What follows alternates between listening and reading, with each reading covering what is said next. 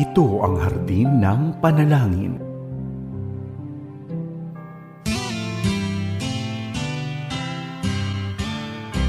May harding mapananalanginan, doon si Jesus naghihintay. O kainam ng panalangin ang hardin, doon kay gandang manalangin. Tayong natulog sa luklukan ng Diyos sa hardin ng pananalangin. Hopeful Saturday, kaagapay. Pabati namin sa iyo ngayong umaga ay pag-asa at pagpapala mula sa ating mabuti at mapagpalang Panginoon. Welcome sa programang Hardin ng Panalangin. Ialay natin kay Lord ang unang bahagi ng ating araw para manalangin at mag-aral ng kanyang mga salita. Makakasama mo ako sa kalahating oras ng prayer. Ito po si Pastor Ronald Llobrera at kami ay sumasa inyo mula rito sa One Corporate Center, Ortigas, Pasig. Hatid pa rin ng 702 DZS FEBC Radio TV, agapay ng Sambayanan. We are also broadcasting sa Channel 185 ng Signal Cable sa tulong ng GCTV, sa Facebook Live at YouTube ng DZS. Ganon din sa 702 DZS app. Bago ang lahat, kaagapay, lapit muna tayo sa presensya ni Lord sa ating opening prayer. Panginoon, sa oras pong ito, patuloy ka naming pinasasalamatan, niluluwalhati at dinadakila. Maraming salamat po sa buhay na kaloob ninyo, sa kalakasan, sa karunungan, Panginoon, na galing sa inyo, and even healing mula sa mga karamdaman nitong mga nakaraang panahon, nakaraang araw, sa bawat isa sa amin, Panginoon. Lord, maraming salamat. Kalakip nito ang patuloy naming pagtitiwala sa inyo, pagpapakumbaba, pag-amin din sa aming mga pagkukulang at kasalanan. Paging dapatin nyo kami, Panginoon, sa oras pong ito sa amin pong pananalangin. Panginoon, ingatan nyo po ang bawat isa, ang aming mga kaagapay na papasok sa trabaho, ang aming mga kaagapay na magnenegosyo, yung iba naming kaagapay ay papasok sa eskwela. Ang protection, ang aming maranasan mula sa inyo, Panginoon.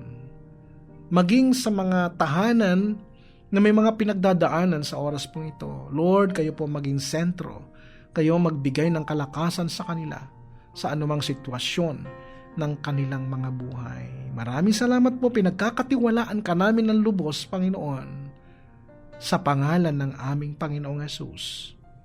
Amen. Amen.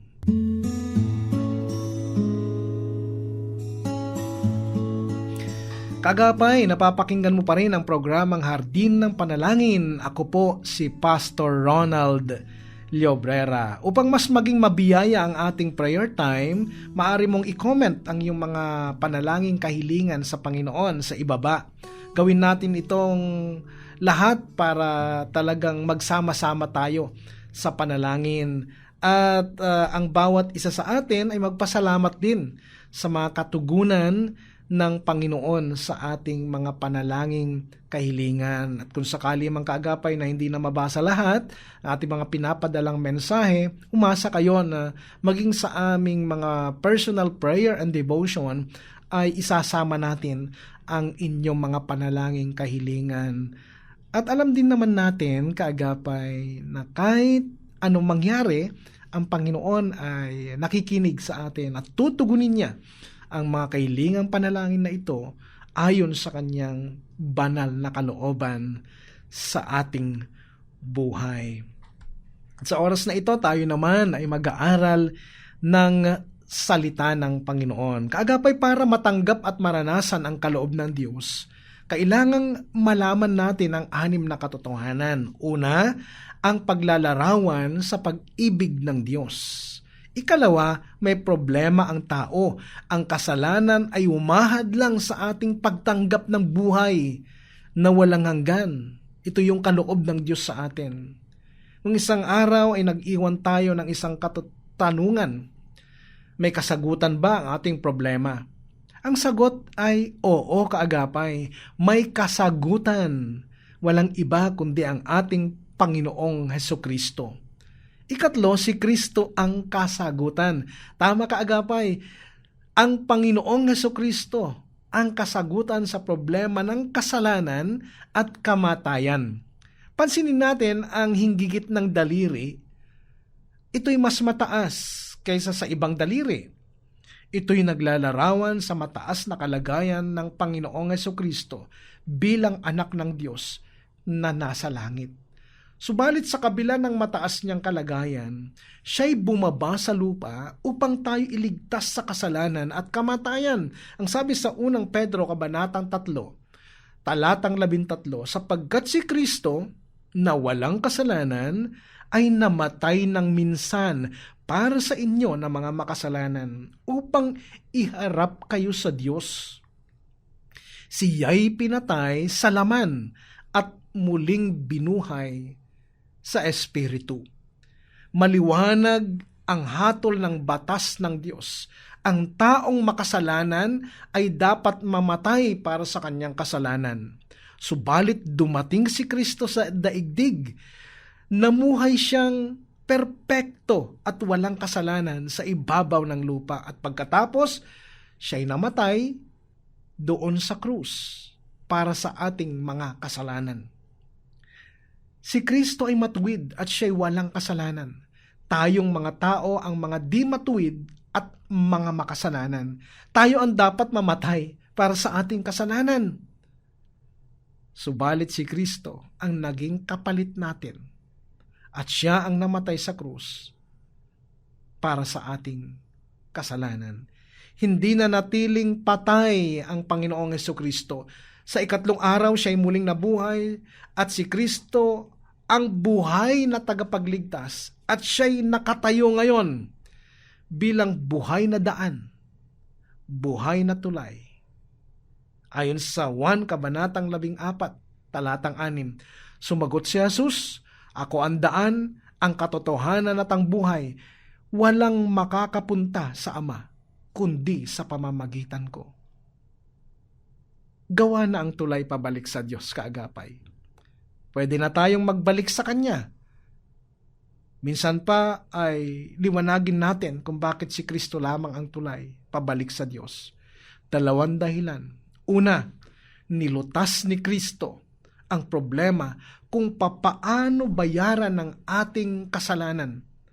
Ang kasalanan ay paglabag sa mga kautusan ng Diyos. Ang kasalanan ay dapat bayaran. Wala tayong pambayad para sa ating kasalanan. Ang pera, ang mga dasal, ang pagpapahirap sa ating katawan bilang penitensya, ang ating mga mabubuting gawa tulad ng pag-aabuloy, ang lahat ng ito ay hindi sapat upang bayaran ang ating mga kasalanan. Subalit dumating si Kristo. At doon sa krus ay kanyang inialay ang kanyang buhay, ang kanyang katawan at ang kanyang dugo bilang kabayaran sa ating kasalanan. Ikalawa, nilutas ni Kristo ang problema ng ating di pag-abot sa sukatan ng Diyos. Sino ang taong katanggap-tanggap sa Diyos? Yun lang taong may perpekto at ganap na kabanalan. Subalit sino sa atin ang may perpektong kabanalan? Kaagapay, wala. Wala po. Ang sabi sa aklat ng Isaias, kabanatang 64, talatang 6, lahat tayo naging marumi sa harapan ng Diyos. Ang mabubuting gawa natin ay maruruming basahan ang katulad. Nalanta na tayong lahat gaya ng mga dahon. Tinatangay tayo ng malakas na hangin ng ating kasamaan. Kagapay, dumating si Kristo. Siya'y naging tao katulad natin. At bilang tao, siya'y namuhay ng perpekto at walang kasalanan. At ngayon, Kung tayo'y sumasampalataya o sumampalataya sa Kanya, ay Kanyang ipagkakaloob sa atin ang Kanyang perpektong kabanalan upang ito'y magiging damit at balabal natin na katanggap-tanggap sa harapan ng Diyos. Nilutas ni Kristo ang kambal na problema ng kasalanan. Binayaran niya ang kaparusahan ng ating kasalanan at ipagkakaloob sa atin ang sarili niyang perpektong kabanalan. Kung kaya't si Kristo lamang ang ating tulay pabalik sa Diyos. Subalit ngayon, ang tanong ay ito, paano tayo tatawid sa tulay? Tatawid tayo sa pamamagitan ng pagkakaroon ng personal na relasyon kay Jesus. Ikaapat, ang paanyaya ni Jesus kaagapay. Si Jesus ay nag-aanyaya upang magkaroon tayo ng personal na relasyon sa Kanya. Sa karaniwang buhay, ano ang sinasagisag ng palisingsingan? Ang daliring may singsing ay nagpapaalala sa atin tungkol sa habang buhay na relasyon ng mag-asawa. Sa ganito ring paraan, inaanyayahan tayo ni Kristo na magkaroon ng personal at permanenteng relasyon ng pag-ibig sa Kanya. Ang sabi sa Aklat ng Pahayag, Kabanatang 3, Talatang 20, tingnan mo, nakatayo ako at kumakatok sa pintuan. Kung di ring gininuman ang aking tinig at bubuksan ang pinto, ako'y papasok at kakain akong kasalo niya. Ayon sa talatang ito kaagapay, ano ang ginagawa ni Kristo? Siya'y kumakatok sa pintuan ng puso ng bawat tao. Ano ang hinihintay ni Kristo na gawin natin? Hinihintay niyang buksan natin ang pintuan ng ating puso upang tanggapin siya sa ating buhay. Ano ang pangako niya? Kung siya'y tatanggapin natin sa ating buhay, kakain siyang kasalo natin at tayo'y kakaing kasalo niya. Sa Biblia, ang pagsasalo-salo sa pagkain ay naglalarawan ng permanenteng relasyon. Sasaluhan ka ni Kristo sa buhay mo sa daigdig na ito at balang araw ay sasaluhan mo rin siya sa kanyang buhay doon sa kanyang walang hanggang kaharian. Ngayon, ito ang mahalagang katanungan kaagapay. Kung si Kristo ay kumakatok sa iyong puso ngayon, saan mo gustong manatili si Kristo? Ikalima, ang iyong pasya. Kaagapay, kailangan sampalatayanan at tanggapin mo si Kristo sa iyong puso. 1 Kabanatang 1, Talatang 12, subalit ang lahat ng tumanggap at sumampalataya sa Kanya ay binigyan niya ng karapatang maging mga anak ng Diyos. Ayon sa talatang ito, 2 aksyon ang dapat nating gawin. Dapat sampalatayanan natin si Kristo at dapat siyang tanggapin sa ating buhay. Kung totoong sinasampalatayanan natin si Kristo, dapat din nating tanggapin siya sa ating puso bilang Panginoon. Sa loob ng ating puso ay may trono. Ang tronong ito ay sadyang nakalaan sa Diyos. Subalit dahil sa kasalanan, inagaw natin ang trono upang tayo na ang umupo bilang hari o reyna ng ating buhay. Ngayon, handa ka bang isuko ang trono ng iyong puso kay Kristo? Mailalarawan din natin ang pagtanggap kay Kristo sa isang tsuper. Ikaw ay nakaupo bilang tsuper ng sasakyan o driver ng iyong buhay. Bilang tsuper, ikaw ang may hawak ng manobela at malaya kang pumunta kahit saan mo gusto. Subalit, tinatanong ka ni Kristo ngayon, isusuko mo na ba sa akin ang manobela ng buhay mo mula ngayon? Ito ang pinakamahalagang tanong na dapat mong sagutin. Sinasampalatayanan mo ba at tinatanggap si Kristo bilang iyong Panginoon at tagapagligtas? Naiintindihan mo ba ang pasyang hinihingi ni Kristo sa iyo? Sa Diyos ang papuri.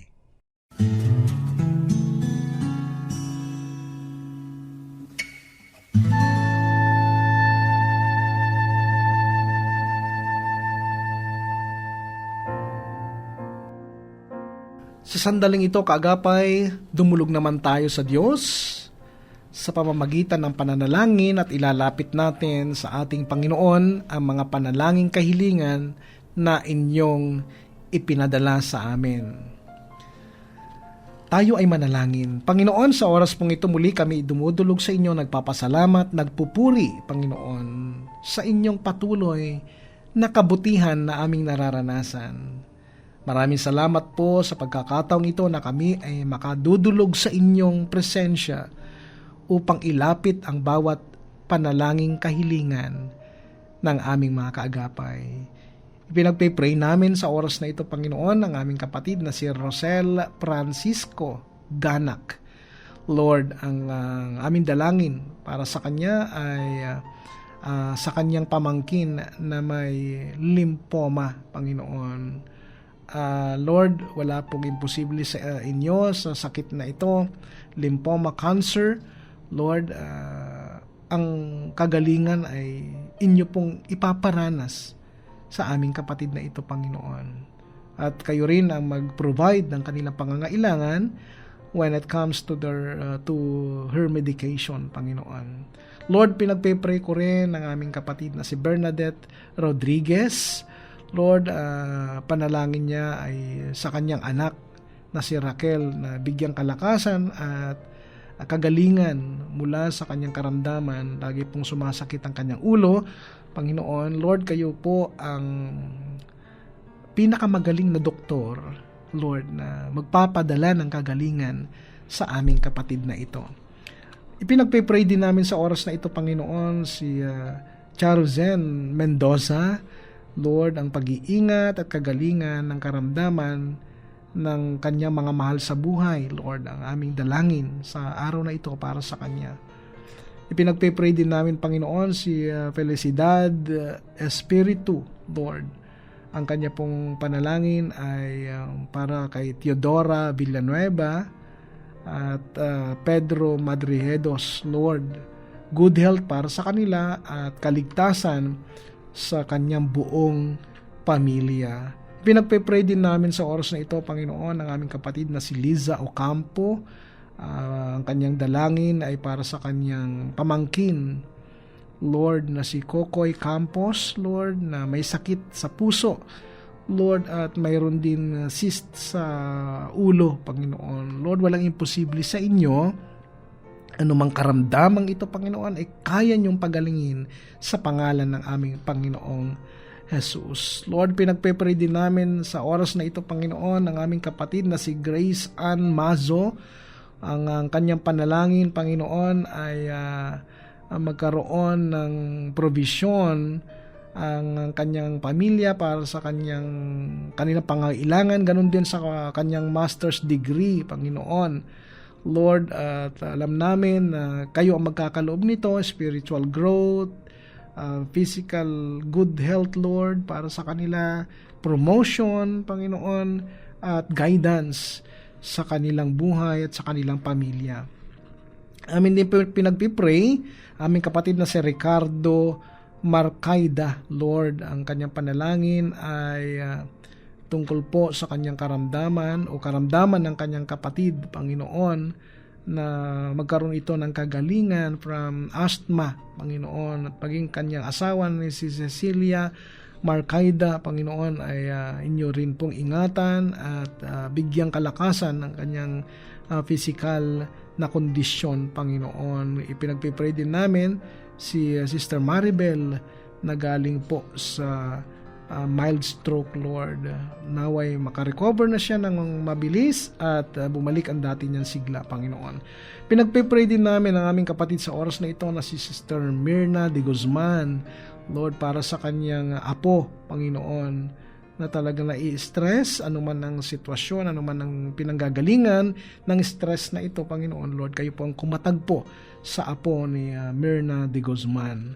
Pinagpe-pray din namin patuloy sa inyo si Sister Ninette Palencia, Panginoon, ang kanyang panalangin ay para sa kanyang pamangkin at pinsan sa Middle East, naway gabayan sila ng Panginoon. Lord, alam namin na kayo po ang patuloy na mag-iingat sa aming mga kababayan, mga kapatid na ito, Panginoon, na wala pong mapahamak, Panginoon, ni isa sa kanila. Lord, protectionan niyo po ang mga tao, Panginoon, lalo na sa lugar na ito ng Middle East na kung saan nagaganap ang hidwaan o gera, Panginoon. Lord, pinagpe-pray din namin aming kapatid na Romy Sumasaw. Lord, ang kanyang panalangin ay para sa kanyang pamilya, para sa kanyang asawa na mayroong karamdamang asthma, Panginoon. Lord, ang dalangin namin ay miracle healing para sa kanya.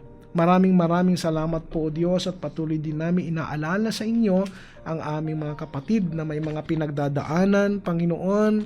Lord, pinagpe-pray din namin si Sister Lani, Lord, at ang kanyang kapatid, Panginoon, na mayroong pinagkakaabalang negosyo. Lord, ano man ang problema, ano man yung pinagdadaanan nilang pagsubok sa negosyo, naway bigyan niyo sila ng kalakasan at karunungan kung paano nila ito mapatakbo, Panginoon, ayon sa inyong kalooban.